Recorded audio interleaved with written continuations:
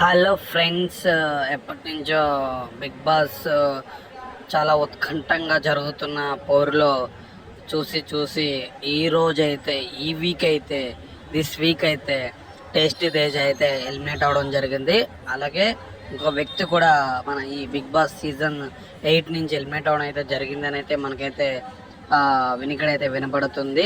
So చూస్తున్నారు కదా friends, మనమైతే ఇప్పుడు అన్నపూర్ణ స్టూడియోస్ దగ్గర ఉన్నాము.